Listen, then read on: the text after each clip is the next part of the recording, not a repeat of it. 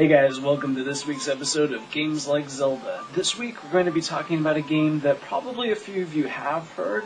Maybe you haven't actually played it because you didn't realize just how Zelda-like it was. But it's this game, Final Fantasy Crystal Chronicles. Now, there's quite a series of games called Final Fantasy Crystal Chronicles. This is just going to be about the first one. This one was released for the GameCube, and it's quite a bit different than the successive Crystal Chronicles games, but we'll get back to that a little bit later. First of all, let's just talk about the things that make it kind of Zelda-like.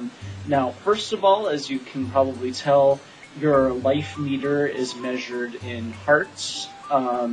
Now, this isn't the only game that post-Zelda has gone to use hearts as a way of representing life, but it's pretty interesting that it's Square's attempt at an action-adventure Zelda-like game, and that they went ahead and used hearts to represent life. So, referencing that fact, this is Square's second attempt at taking the Final Fantasy franchise and then trying to create an action RPG style game set in that sort of universe. The first attempt at that was what became the Mana series. We talked about that first game, Final Fantasy Adventure. That was really their first attempt at taking what Zelda was kind of doing and then setting that inside of a Final Fantasy universe. This is a lot more faithful, I guess, to Final Fantasy items and so on. It's very, all of the enemies come from Final Fantasy's constructs, all of the items and weapons and so on. But the way that those sorts of things are used is a little bit different in this. So, for instance, you'll find various names of pendants, which are basically heart containers, and then those add a heart to your life meter. You'll find a lot of items and weapons recognizable from Final Fantasy that, rather than being used as items or weapons, actually boost your attack or defense or magic and so on. The gameplay, though, is pretty Zelda-like.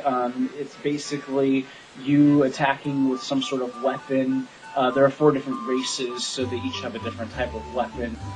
But you attacking enemies in an action RPG sort of style, like in Zelda.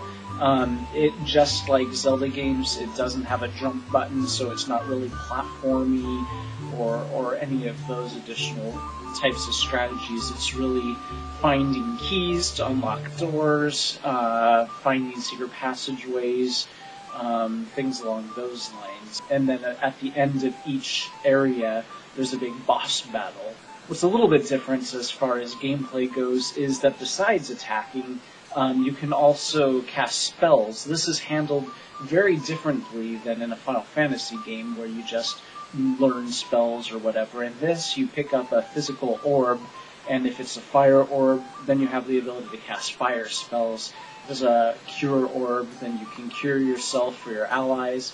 If it's a thunder orb, you cast thunder spells, so on and so forth. And this can get really interesting because you're limited to certain amounts of how many orbs or items you can carry at one time. So you will find that you're able to only cast as many different types of spells as types of orbs that you're carrying. So you have to think, you have to kind of strategize a bit. Well, I'm in a volcano area, so I probably will want an ice orb. In fact, I might want 2 ice orbs, because you can combine those 2 ice orbs to create an even more powerful ice spell. In fact, 3 ice orbs, then you can have an even stronger ice spell. And this also connects to the multiplayer aspect. This is not meant to be a single-player game. Yes, you can play it as single-player, but just like Four Swords games, it's much, much more enjoyable of an experience as a multiplayer game. Mentioning Four Swords, I must state that this came out way before Four Swords, but you'll notice that Four Swords seems to maybe have borrowed some of what this game has going on for it. So as far as multiplayer goes, if you're casting a fire spell, what that does is creates like this target animation that you maneuver around for where you want that fire spell to go. Then if you hold that there, one of your buddies can also cast another fire spell and maneuver that to overlap yours, and then that creates an even more powerful fire spell. If all four of you go ahead and align your fire spells, stacking them on top of each other, and then release, it creates a huge fire spell. So that can be really beneficial. It's not even just as simplistic as that.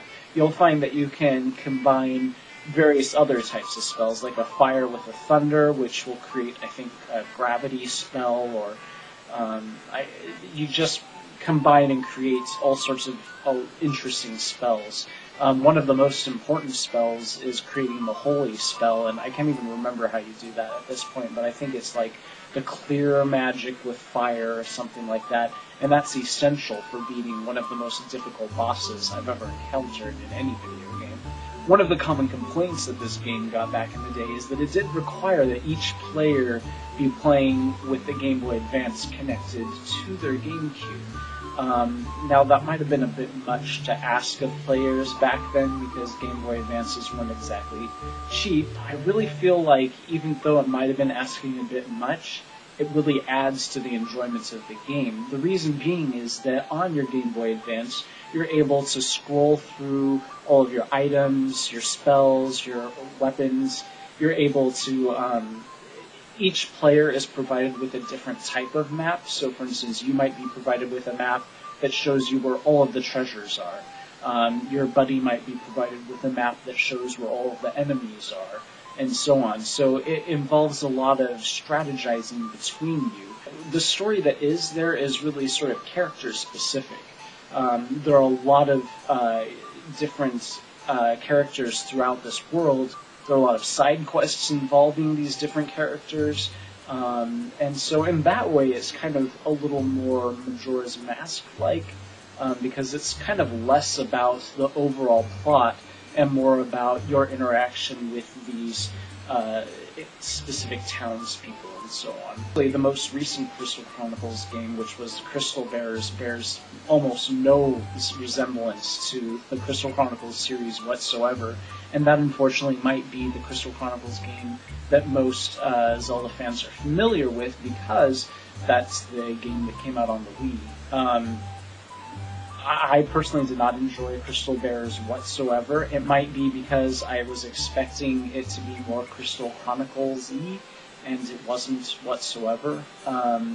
But that's up for you to decide. We're just talking about the original Crystal Chronicles game, which I think is very Zelda-like in a lot of aspects, and you should give it a shot.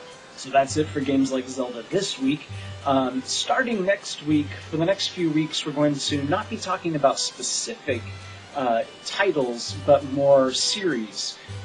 These might be series, in fact, that we've already referenced by a specific title in previous Games Like Zelda episodes. So stay tuned for next week. Bye, guys!